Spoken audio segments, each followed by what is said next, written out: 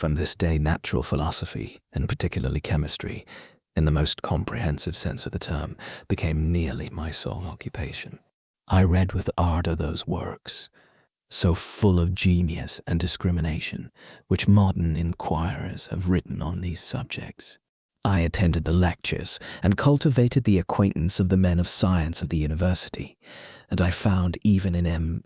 Krempe a great deal of sound sense and real information combined. It is true, with a repulsive physiognomy and manners, but not on that account the less valuable. In M. Waldman I found a true friend. His gentleness was never tinged by dogmatism, and his instructions were given with an air of frankness and good nature that banished every idea of pedantry. In 1,000 ways he smoothed for me the path of knowledge and made the most abstruse inquiries clear and facile to my apprehension. My application was at first fluctuating and uncertain. It gained strength as I proceeded, and soon became so ardent and eager that the stars often disappeared in the light of morning, whilst I was yet engaged in my laboratory. As I applied so closely, it may be easily conceived that my progress was rapid. My ardor was indeed the astonishment of the students, and my proficiency that of the masters. Professor Krempe often asked me, with a sly smile, how Cornelius Agrippa went on, whilst Mem Waldman expressed the most heartfelt exultation in my progress. 2 years passed in this manner, during which I paid no visit to Geneva, but was engaged, heart and soul, in the pursuit of some discoveries which I hoped to make. None but those who have experienced them can conceive of the enticements of science. In other studies you go as far as others have gone before you, and there is nothing more to know. But in a scientific pursuit there is continual food for discovery and wonder. A mind of moderate capacity, which closely pursues one's study, must infallibly arrive at great proficiency in that study. And I, who continually sought the attainment of one object of pursuit, and was solely wrapped up in this, improved so rapidly that at the end of 2 years I made some discoveries in the improvement of some chemical instruments, which procured me great esteem and admiration at the university. When I had arrived at this point, and had become as well acquainted with the theory and practice of natural philosophy as depended on the lessons of any of the professors at Ingolstadt, my residence there being no longer conducive to my improvements, I thought of returning to my friends in my native town, when an incident happened that protracted my stay. One of the phenomena which had peculiarly attracted my attention was the structure of the human frame, and indeed any animal endued with life.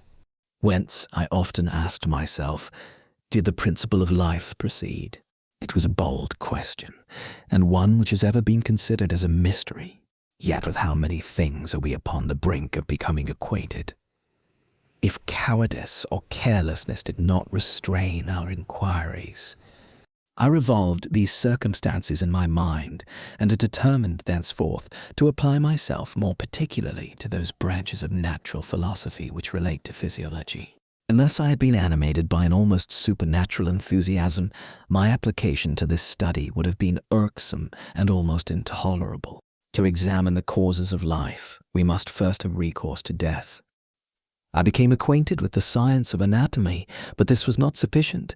I must also observe the natural decay and corruption of the human body. In my education, my father had taken the greatest precautions that my mind should be impressed with no supernatural horrors. I do not ever remember to have trembled at a tale of superstition, or to have feared the apparition of a spirit. Darkness had no effect upon my fancy, and a churchyard was to me merely the receptacle of bodies deprived of life, which, from being the seat of beauty and strength, had become food for the worm. Now I was led to examine the cause and progress of this decay, and forced to spend days and nights in vaults and charnel houses. My attention was fixed upon every object the most insupportable to the delicacy of the human feelings. I saw how the fine form of man was degraded and wasted.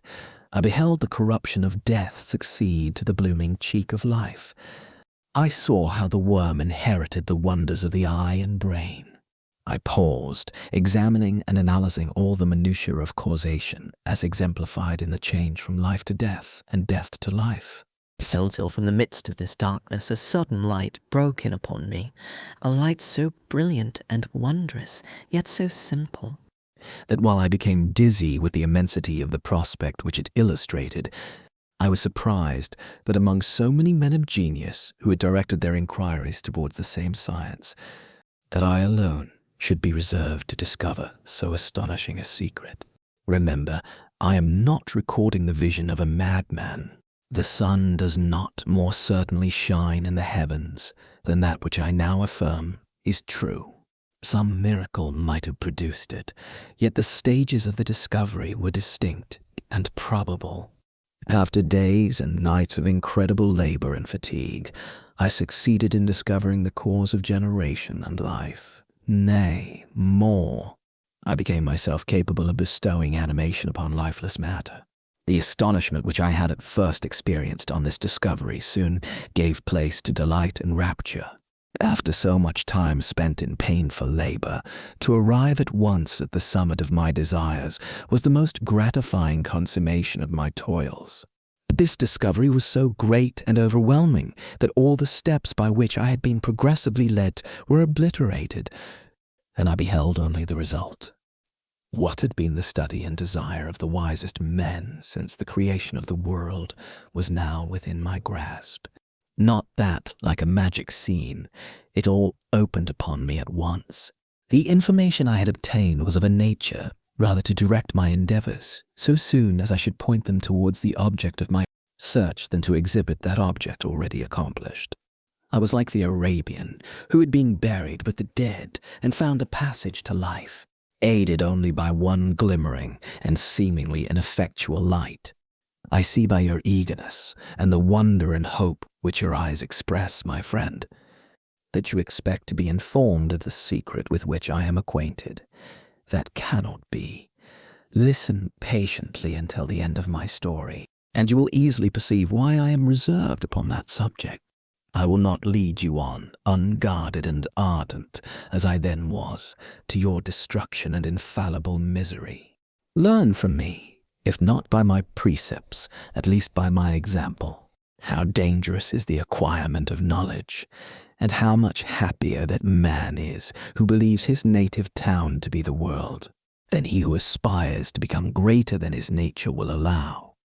When I found so astonishing a power placed within my hands, I hesitated a long time concerning the manner in which I should employ it.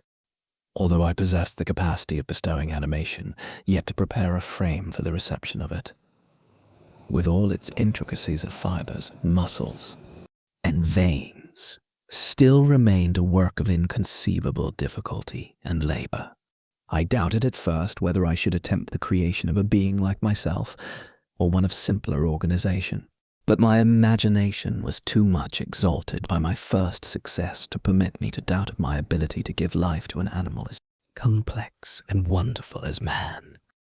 The materials at present within my command hardly appeared adequate to so arduous an undertaking, but I doubted not that I should ultimately succeed. I prepared myself for a multitude of reverses. My operations might be incessantly baffled, and at last my work be imperfect. Yet when I considered the improvement which every day takes place in science and mechanics, I was encouraged to hope my present attempts would at least lay the foundations of future success. Nor could I consider the magnitude and complexity of my plan as any argument of its impracticability. It was with these feelings that I began the creation of a human being. As the minuteness of the parts formed a great hindrance to my speed, I resolved, contrary to my first intention, to make the being of a gigantic stature, that is to say, about 8 feet in height, and proportionably large. After having formed this determination, and having spent some months in successfully collecting and arranging my materials, I began. No one can conceive the variety of feelings which bore me onwards, like a hurricane, in the first enthusiasm of success. Life and death appeared to me ideal bounds, which I should first break through, and pour a torrent of light into our dark world. A new species would bless me as its creator and source. Many happy and excellent natures would owe their being to me. No father could claim the gratitude of his child so completely as I should deserve theirs. Pursuing these reflections, I thought that if I could bestow animation upon lifeless matter, I might, in process of time, although I now found it impossible, renew life where death had apparently devoted the body to corruption. These thoughts supported my spirits, while I pursued my undertaking with unremitting ardor. My cheek had grown pale with study, and my person had become emaciated with confinement.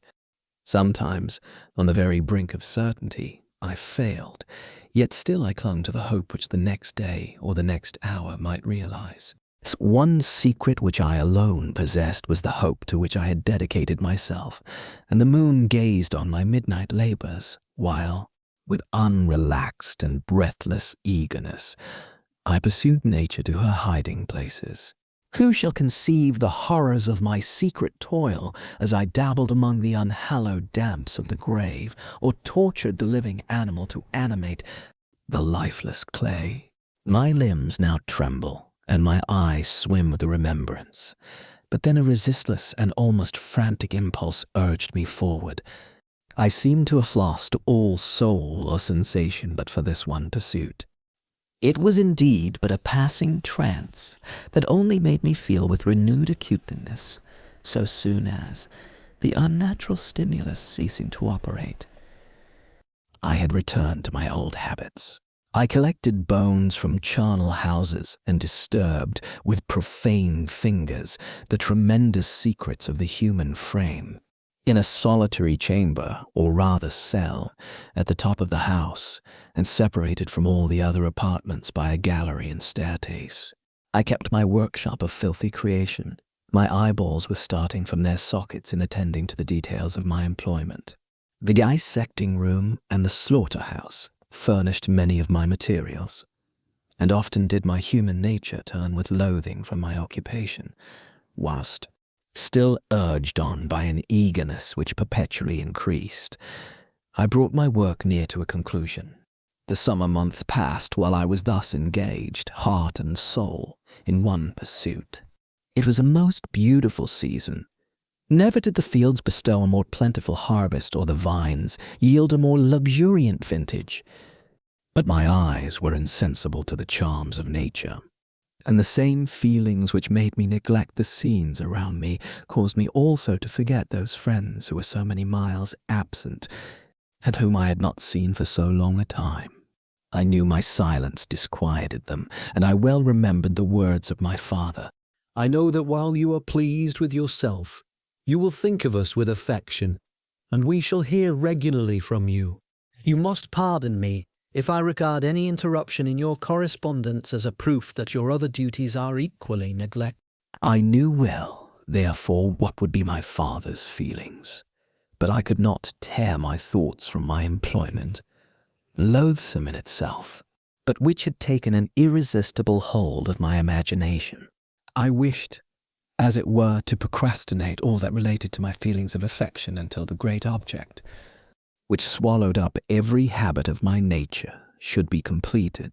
I then thought that my father would be unjust if he ascribed my neglect to vice or faultiness on my part, but I am now convinced that he was justified in conceiving that I should not be altogether free from blame. A human being in perfection ought always to preserve a calm and peaceful mind, and never to allow passion or a transitory desire to disturb his tranquillity. I do not think that the pursuit of knowledge is an exception to this rule. If the study to which you apply yourself has a tendency to weaken your affections, and to destroy your taste for those simple pleasures in which pieces between no alloy can possibly mix, then that study is certainly unlawful. That is to say, not befitting the human mind. If this rule were always observed, if no man allowed any pursuit whatsoever to interfere with the tranquillity of his domestic affections, Greece had not been enslaved, Caesar would have spared his country, America would have been discovered more gradually, and the empires of Mexico and Peru had not been destroyed. But I forget that I am moralizing in the most interesting part of my tale, and your looks remind me to proceed. My father made no reproach in his letters, and only took notice of my silence by inquiring into my occupations more particularly than before. Winter, spring, and summer passed away during my labors, but I did not watch the blossom or the expanding leaves, sights which before always yielded me supreme delight. So deeply was I engrossed in my occupation. The leaves of that year had withered before my work drew near to a close, and now every day showed me more plainly how well I had succeeded. But my enthusiasm was checked by my anxiety, and I appeared rather like one doomed by slavery to toil in the mines, or any other unwholesome trade, than an artist occupied by his favorite employment. Every night I was oppressed by a slow fever, and I became nervous to a most painful degree. The fall of a leaf startled me, and I shunned my fellow creatures as if I had been guilty of a crime. Sometimes I grew alarmed at the wreck I perceived that I had become. The energy of my purpose alone sustained me. My labors would soon end, and I believed that exercise and amusement would then drive away incipient disease, and I promised myself both of these when my creation should be complete.